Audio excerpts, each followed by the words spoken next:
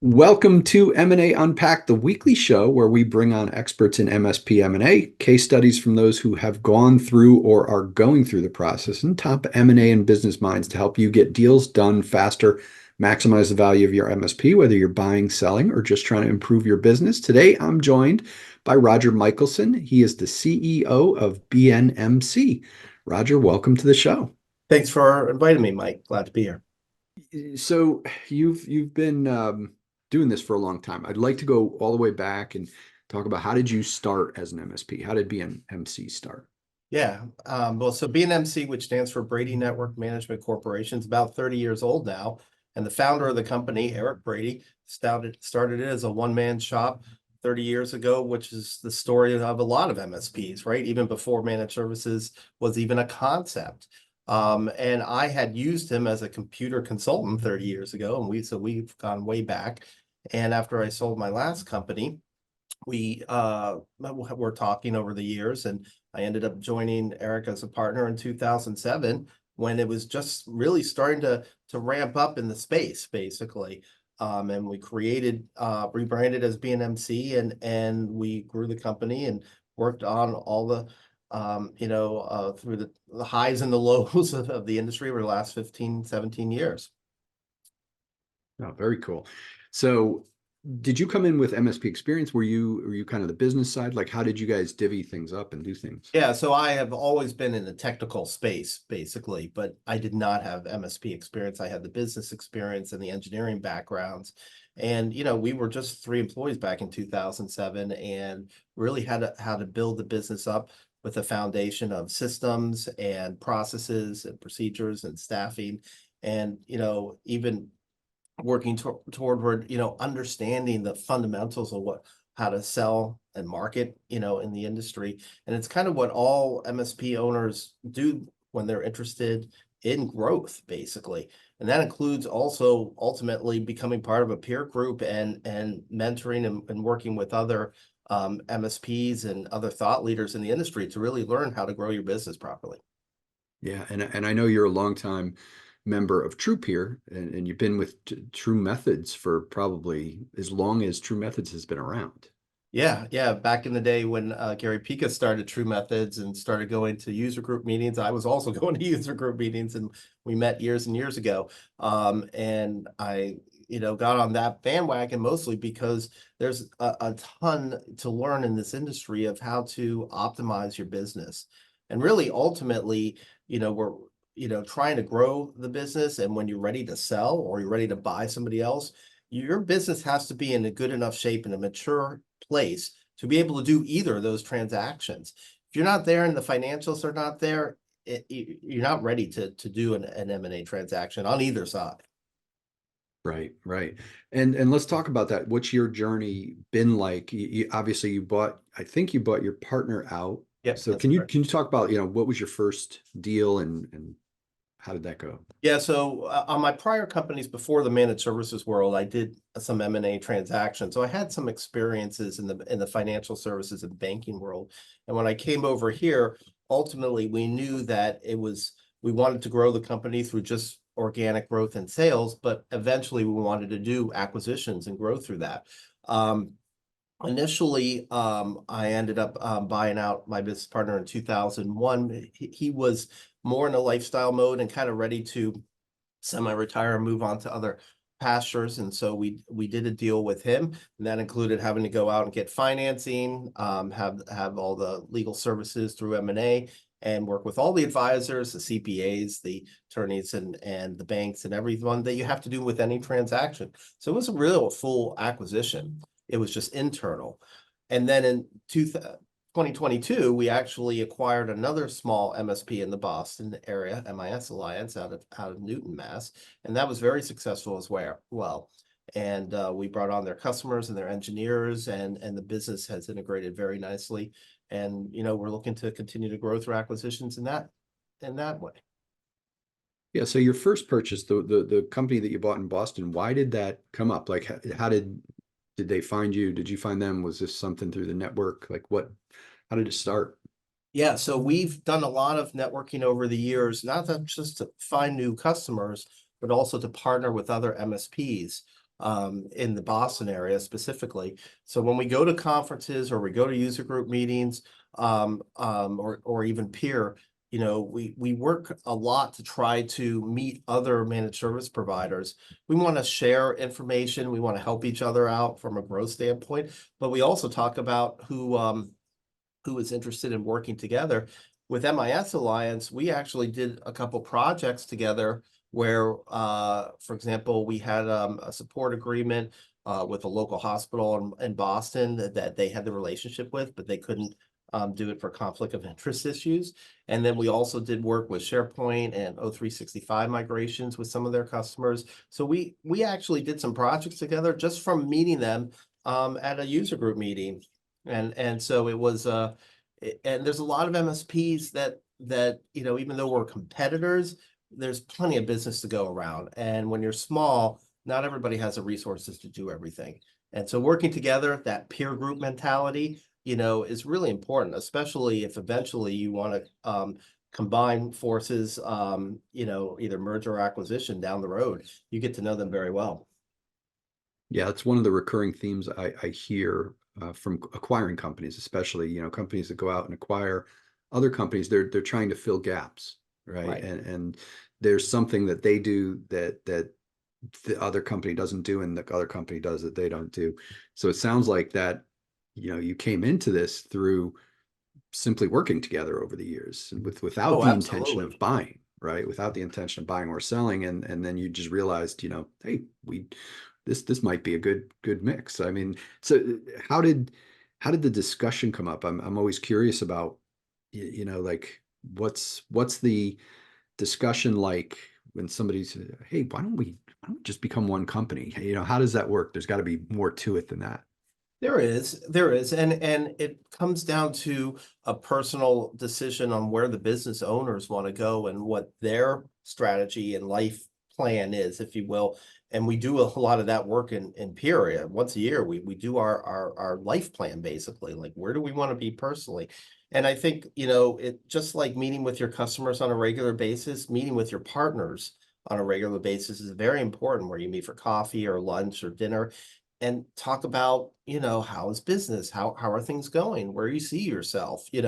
What are your aspirations? How can we help each other out? So you have those conversations and it leads to, hey, business partners thinking, and it'll come up, I'm ready to exit at some point. With MIS Alliance, Terene, who was the owner, was kind of looking toward retirement. She wanted to spend more time with her grandkids. She was thinking of selling her house and her husband moving to San Francisco. Like that was kind of a theme of what's next in their life from a personal standpoint. And knowing that their business is going to be well taken care of, their customers and their staff, which is very important to all of us, it's really critical. And that also comes to one of the other things I was going to mention is understanding the culture of your partners and the other companies you're working with or the companies you're targeting, to acquire. You have to make sure the cultures are a fit. Most acquisitions that fails because it's a cultural problem, right? And and you don't, it's just not the right fit. You can't bring two opposite cultures together. It's going to be a problem. So learning that in advance and seeing if you can work together as a team is very helpful. And going back to, you had already done some M&A stuff before you came in with M&A experience, so I imagine it went much smoother than had you never done it before.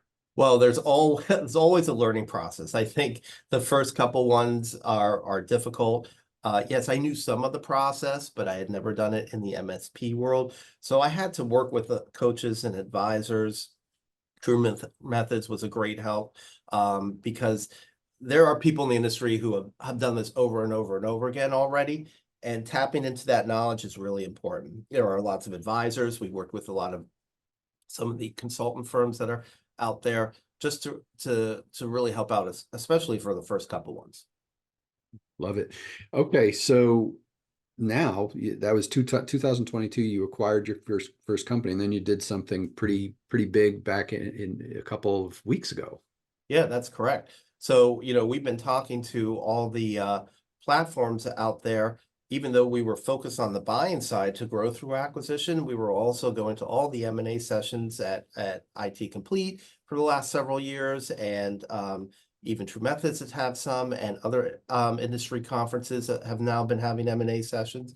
And so we've been talking to the private equity platforms for a while, and back on May 1st, we joined New Charter Technologies, and we're really excited because our alignment and our strategy fits right in with what they're trying to do as well. And we're going to continue running BNMC as part of New Charter, and doing acquisitions locally in the Boston and Jacksonville area, but also growing along with the platform across the country. Cool. And I got so many questions here. I want to start with, how did this process start for you guys? Again, was this just a cup of coffee where you said, New Charter is a pretty cool company, or did you vet a bunch of different companies? Yeah, good question. So it first started with my business partner, because Azadine and I had to, we own the company and been running it for all these years. And we had to decide, we had come to a point where are we going to continue to build BNMC and make investments in it to build it? New staff, new sales organizations, additional growth to try to get from the $5.5, $6 million top line revenue where we're at to 8 to 10 to 12 million. Or did we want to join a platform and grow with them together?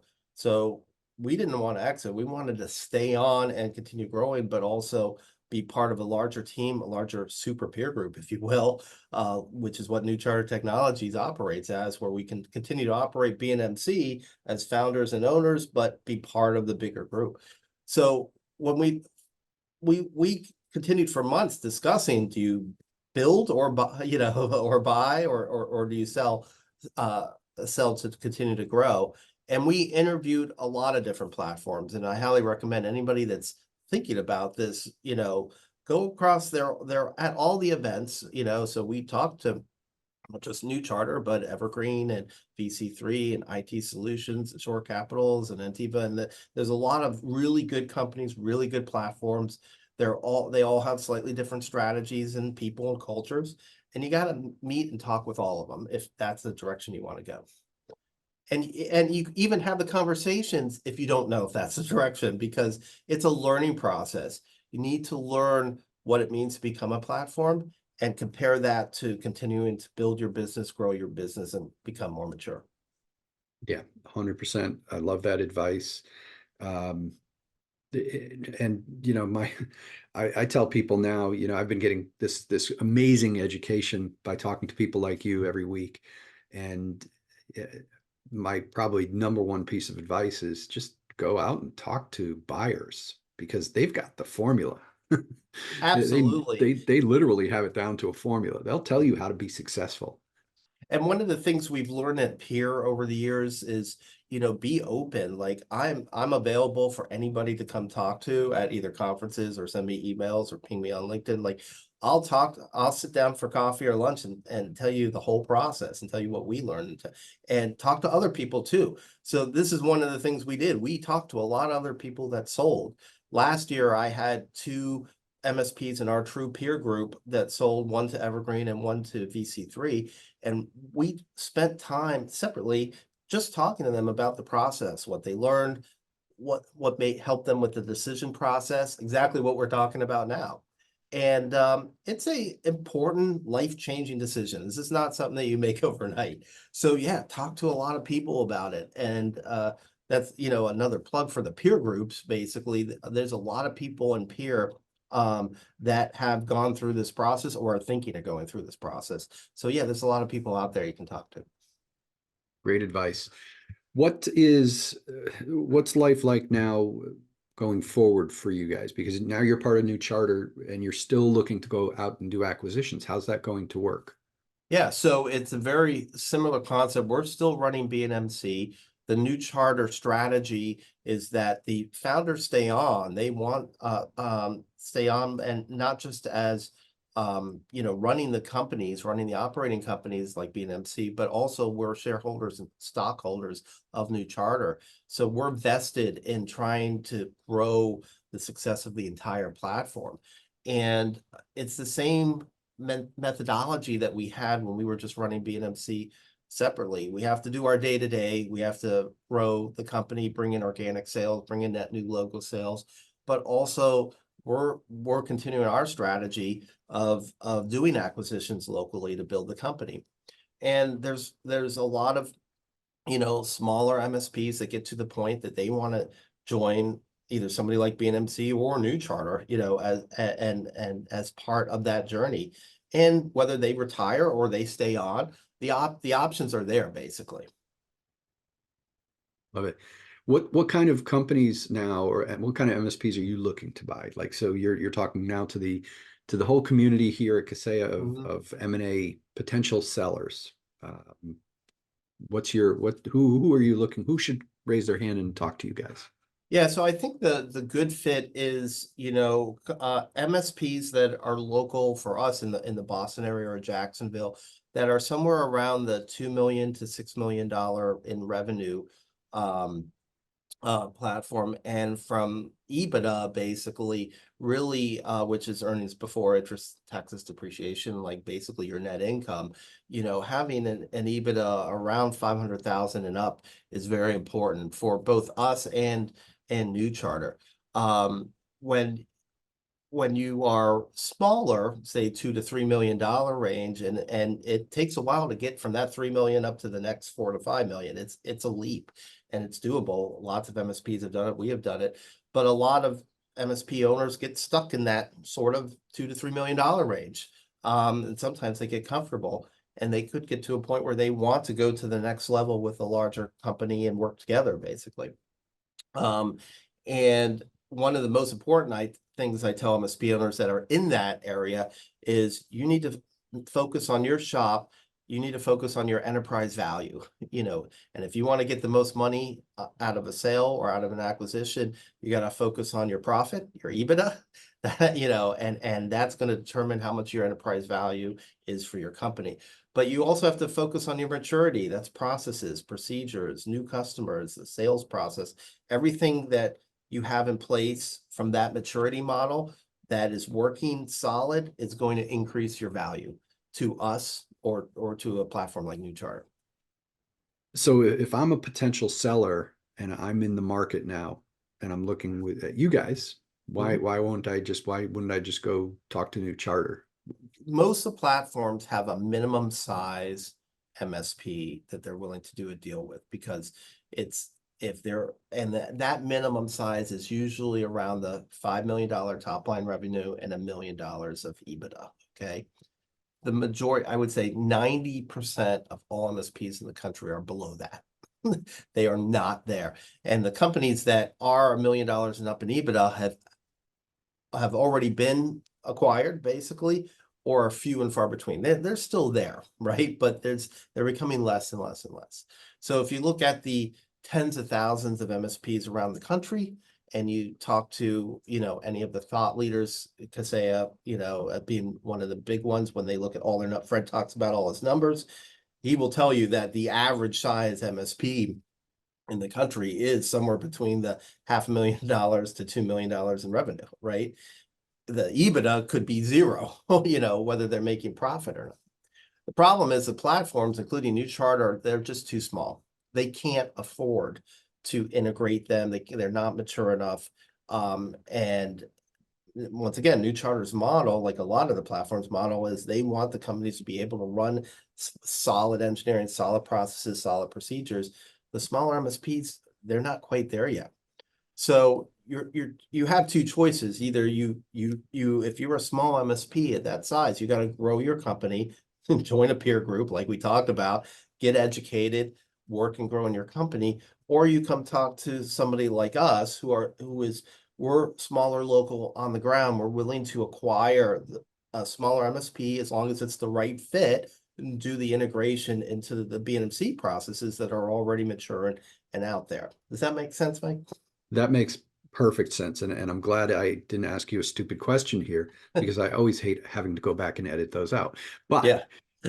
So that's interesting. So now a lot of times if MSPs just go talk to the platforms, they'll get educated around this as well. Sure. And they'll probably say something similar. You're a little too small for what we're looking for, so you can, continue to grow and come back to us. Or if you want to have a local, acquisition, a tuck-in, if you will, to an existing MSP, there's a lot of options around that.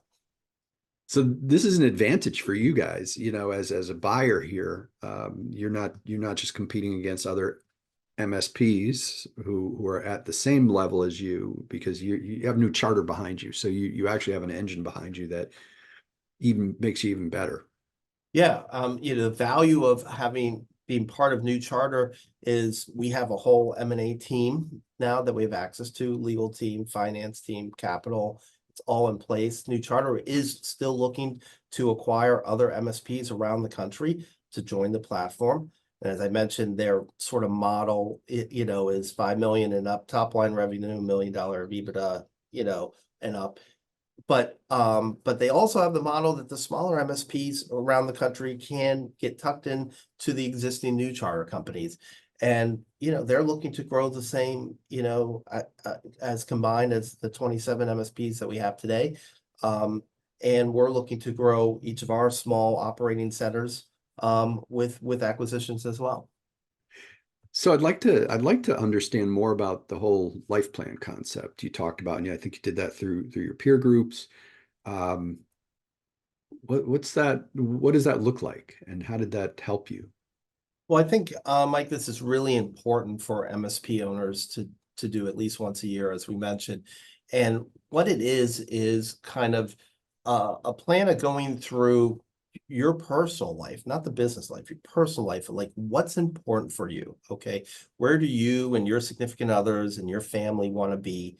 And looking at it from hey, are you putting kids through college? Do you have weddings do you have to plan? Do you want to travel? You want to play golf? Like, what is important for you sort of outside of business? And, what's that time frame look like? And then you also, once you figure that out from a personal standpoint, you also want to figure out how much wealth or how much cash in the bank, will you need to meet all those needs for your life goals, right? And you can't look at assets. It's all about cash in the bank, because at the end of the day, when you retire, if you sell your business, you leave, you're no longer getting a paycheck. That cash is kind of what you're living on, and what you want to achieve your life goals. And so what we do in peer is we have a format that we do in this plan, and we start backwards. We say, all right, here's where we want to retire, leave the business, 5 years, 10 years, 15 years, whatever that time frame is. Maybe it's 1 year, or maybe it's now. And here's how much money and, cash that we need to get. And then we work backwards. Okay. So let's say you have a 10-year horizon and you want $3 million in the bank, and that will meet all your life goals.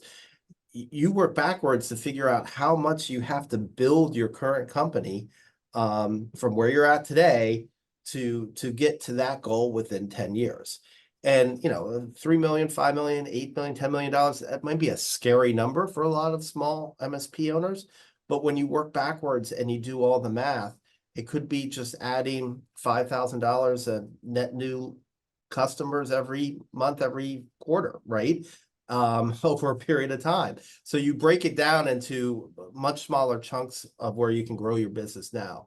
And that also comes back to trying to help you figure out from a personal standpoint, when is the right time for you to sell? Okay. And how much do you have to grow your business, and what value do you want to strive for? So if you're giving yourself a 5 or 10-year horizon, basically, you have set goals on how you get there. And that's another, thing that we talk about in the peer group. If your goal is, hey, I need to build, $50,000 a net new MRR, monthly recurring revenue logo this year, because that's how I get on track to my next level and get from the 2 million to the 3 million to the $4 million, and then 5 or 10 years down, I'm going to look into selling. And it's a strategy, just like any other business plan, but it's a life plan, not a business plan, right? They're related, but it's where you want to be personally. And And that's just, and it's oh, really I'm sorry. important to do this exercise, because you can do your business plan and throw out numbers there, but you want to know where you want to be personally. That's what it's all about. Solid advice for anybody. right? Yes. And I that's why I just love peer groups. I'm a huge fan of Gary Pica and TruePeer. A little biased because we work for the same company, but I've always felt that he's the place you go if you want to really run a Yeah, and there's solid a lot of business. good peer groups out there. As Gary says, join a peer group. There's a lot of good ones. True Peer is the best, but but at least join a peer group. Get Yeah. yourself involved. Because the concept of working together, with other MSPs and other thought leaders to meet your goals, it's really hard to do by yourself. It just we don't, as small companies, we don't have board of directors usually. We don't have a lot of advisors. We don't have a lot of thought leaders. That's what peer is all about. It's helping you get to that next level. This has been great. I could talk to you about this all day, Roger. So Mhm. that means we're going to have you back on the show again. So Sounds be, good. be prepared. Before we leave here today, can you tell everybody how to get in touch with you? Yeah, sure. So you can definitely go out to our website, which is www.bnmc.net, or you can send me an email at Roger, at bnmc.net. That's Boy Nancy Michael Charlie.net. Or look me up on LinkedIn. I'm pretty easy to get in touch with. And I'm happy to talk with other MSPs around the country or locally, just to tell you about our experience, and give advice. That's what the power of peer is. Thank you again for being on the show, Roger. And for everyone watching, we thank you and tune in every Monday on the Kaseya YouTube channel for another episode of M&A Unpacked. And if you're not yet a member of the M&A Concierge platform for MSPs, make sure to apply today. It's an amazing platform, 100% free for both buyers and sellers. See you next time, everyone. Take care.